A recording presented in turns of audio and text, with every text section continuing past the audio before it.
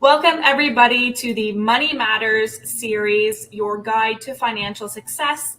I am here with Gerald Bilker and myself, who basically we want to educate you. We want to share our knowledge with you so that you can make informed decisions when it comes to real estate and your financial future. And today we are going to be talking about the FHSA First Home Savings Account. So I will let Gerald lead us with this conversation, and I will interject and ask questions that I believe the consumers would probably ask that I know that my buyers have questions about. So let's dive into this and see what we can find out.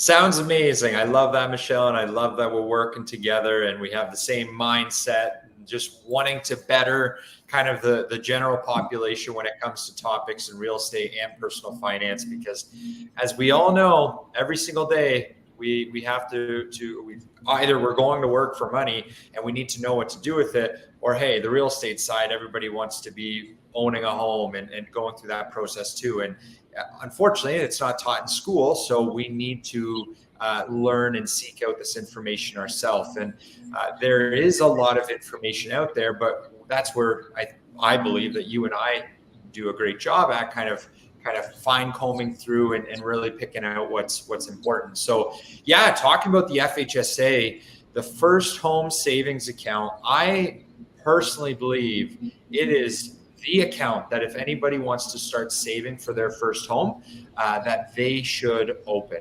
And so a few key points of the FHSA that I'll talk about, but I always start the conversation of an investment account as a reminder, as it's a garage. And you and we can control the type of car or vehicle that we park inside of our garage, but the garage just has a different job. So the FHSA is the best of both worlds between the RRSP, the Registered Retirement Savings Plan, and the Tax-Free Savings Account, the TFSA. And so when you're contributing to a FHSA, you're going to get a tax deduction like you would when you're contributing to your RRSP. But on the way out, when you go to buy your first home, it's completely tax-free. And although I know generally sometimes people kind of intercept and say, well, Gerald, I know there's the RRSP homebuyers plan that you can withdraw money from as well, tax-free. You're right, you can. And in fact, recent kind of government legislation increased that amount from $35,000 up to $60,000. But the difference between the homebuyers plan and the First Home Savings Account is when you withdraw money out of the homebuyers plan, you have to pay it back over 15 years. In the FHSA, you take it out tax-free and you could run away with it if you're going to buy your first home. You do not have to pay it back. And so that's where I personally believe if you're kind of starting from ground zero, open an FHSA first and start contributing to that. Now, first-time home buyer, this is considered a person who has never purchased a home before, or tell me the 5-year rule thing. Yes, I know that's absolutely. I know that you can't have owned a home in the last 5 years prior to opening up the account or something. I don't want to create confusion.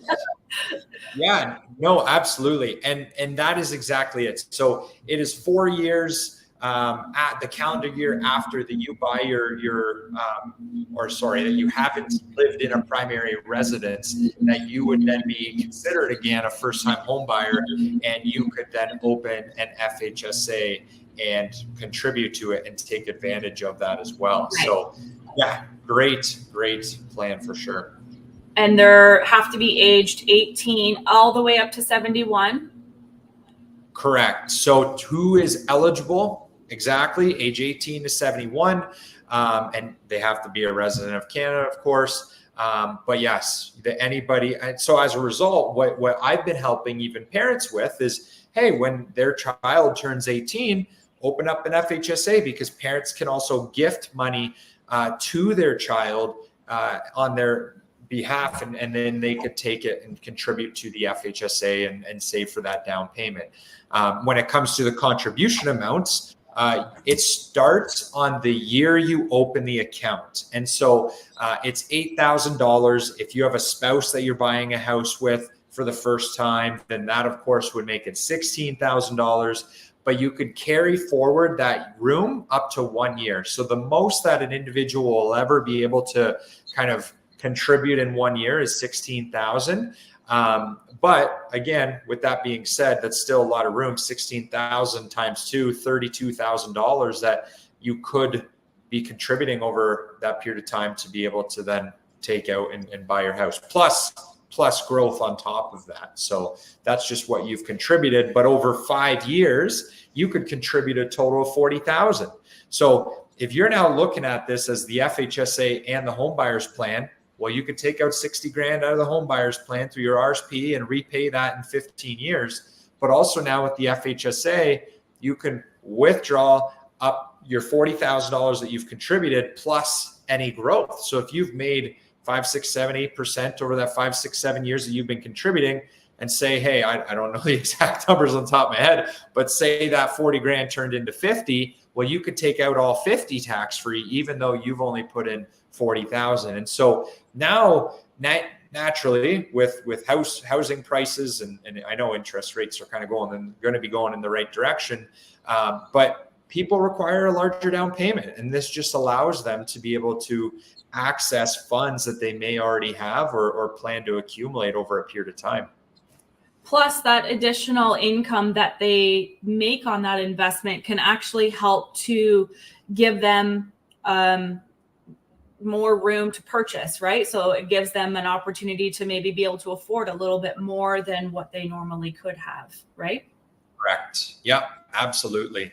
And like people can take advantage of the FHSA in so many ways. And I know because it's relatively new, most people like haven't, maybe they've heard of it, but they don't really know the ins and the outs. And like, for example, like even on the, say you're helping somebody, a first time home buyer, buy their first home, and they're kind of going through the process and closing, they've got pre-approved. And let's say now they have this down payment that they kept in cash. Well, what they can do is literally take, and if there's two individuals buying this house, they could each take $8,000, dump it in their FHSA. I would probably hold cash inside of it at that point because your timeline's very short, but you could put it in for a few days, then take it out, and you've been able to take this money out tax-free, but now you took advantage of the tax deduction as well. And so just an extra way, because of course, I think that could for my brother, right? Sorry? You did that for my brother, and he didn't know, right? And it was like a tight little deadline, and you're like, no, we can make this work. You have to, like, this would be very beneficial to you to do this. Absolutely. Yeah. And because we sat down and talked about it. He let me know, hey, I'm going to need a little bit of money for this down payment. I said, great. We sat down and I said, well, hey, this money's sitting in a TFSA. Let's move it over into an FHSA. And as a result, he's got that $8,000 tax deduction for the same down payment money that he was using anyways. He already got approved for the house. So just these little things that could make a big difference in the months and years to come. So it's $8,000 cap per year, essentially, right? And so up to the 40,000, like up until the 40,000 has been met, or like how long can it be open for again? Great question. So the account can be open for 15 years total. Of course, if I'm buying my first home at 60, then even though there's more than 15 years, age 71 is the kind of the cutoff. That I would either have to close the account and take that money as all income, and if I'm redeeming money from an FHSA not to buy my first home, then I'm good. That's going to be taxable income, or I can transfer it to an RSP, and it doesn't interrupt my RSP contribution room either. It can be transferred over and without paying any taxes, fees, anything like that. But kind of even taking a step back, to answer the $8,000 a year kind of comments, where, for example, when the account was kind of initiated and released last year in 2023, what I helped a lot of people do is, hey, I know you may not feel you're in the position to contribute consistently right now, but let's put 25 bucks in an FHSA right now. So then the following calendar year, January 1st, 2024, they received an additional $8,000. So now they can contribute $15,975 because they opened it in 2023. And so it's the same situation. If somebody, maybe they don't know if they're able to contribute consistently or even max out the 8,000. But even if they put 25 bucks in right now, or a small contribution, 25 a month, it's going to allow you to carry forward room into next year. And you just never know nowadays. There's this greatest transfer of wealth happening, inheritances, like you can be coming into money. And if you don't have this room, I mean, you're just not, unfortunately, prepared to take advantage of the FHSA in this case. So it definitely doesn't hurt someone just opening the account, even if they can't contribute to it consistently.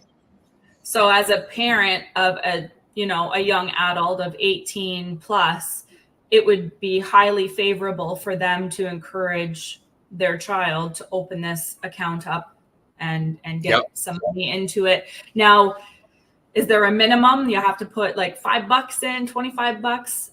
It doesn't matter, right? Or initial minimum is $25 one time in terms of a monthly contribution. 25 bucks as well. But again, very minimal. Even if they're just opening it, putting $25 in to have the account open, that is the minimum, but an ongoing. So.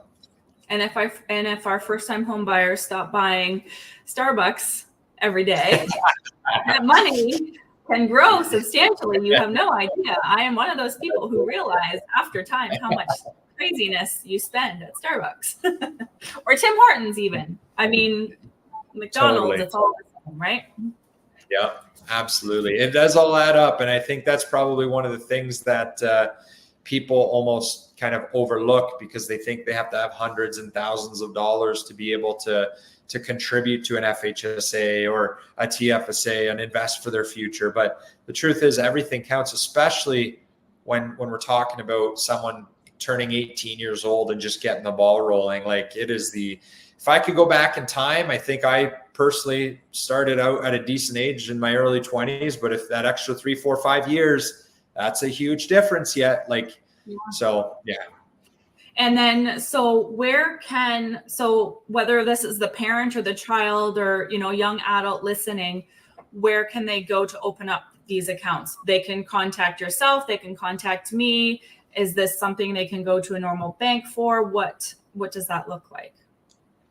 Great question. So all financial it should be. I'm not going to speak for every single financial institution because I know it kind of was like this layered kind of certain institutions started at different times, but most financial institutions, whether it's banks, investment companies, I know even kind of the classic Quest Tradewell Simple, but that's where because the FHSA across the board, the account itself is going to be the same, whether you go to the bank, whether you go to Quest Trade, whether you come and have a conversation with us. But the difference is what is inside the account. And so if somebody like, for example, 18, 19, 20 years old isn't planning to buy a house for the next 5, 7, 10 years, if they go to the bank, unfortunately, the bank's going to try and put them into a GIC or in a high interest savings account, which again, a couple percent, it's not efficient enough. It has to be invested if you have a longer timeline, averaging 8, 9, 10% over the long term. And that's where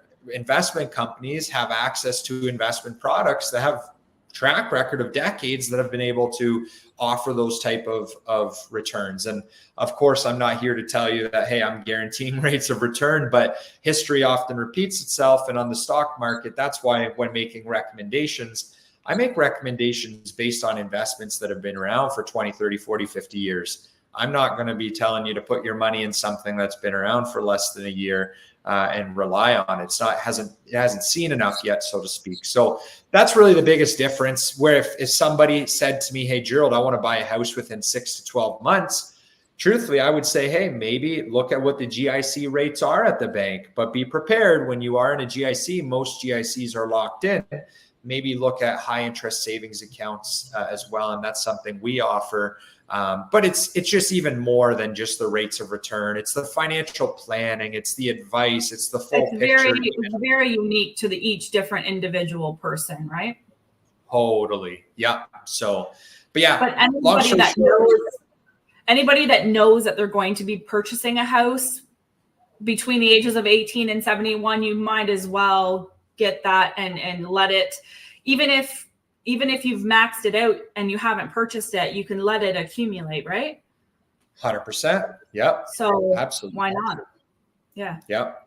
Absolutely. And I read a lot of articles and just industry articles about this stuff. And that's a conversation that a lot of people have kind of mentioned, that they're utilizing the FHSA, even if they're not kind of planning to buy a house necessarily, even though they qualify to, maybe they've maxed out their RSP. Well, as a result of putting the next $40,000 in the FHSA, they can still roll that over into their RSP, and they just took advantage of more tax deductions. So yeah, there's definitely there's a lot to it that you could be taking advantage of.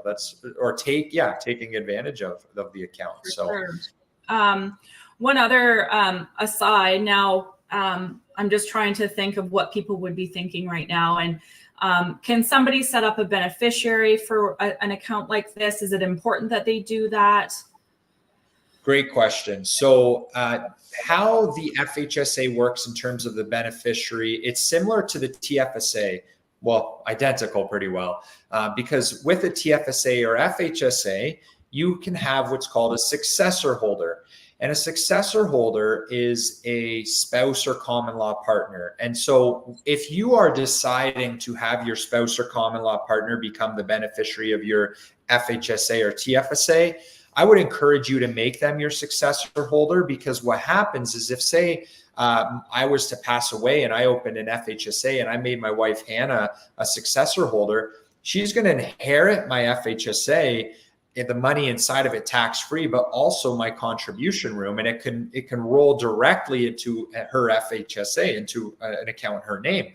Whereas a beneficiary, what happens is they can get paid this money tax-free, and then not necessarily, I mean, you can get around it, but it's just more tax efficient to, if you want your spouse or common law partner, name them the successor holder, whereas the beneficiary would just get the money tax-free, so to speak. So that's for somebody who does not have a significant other, basically, right? Correct.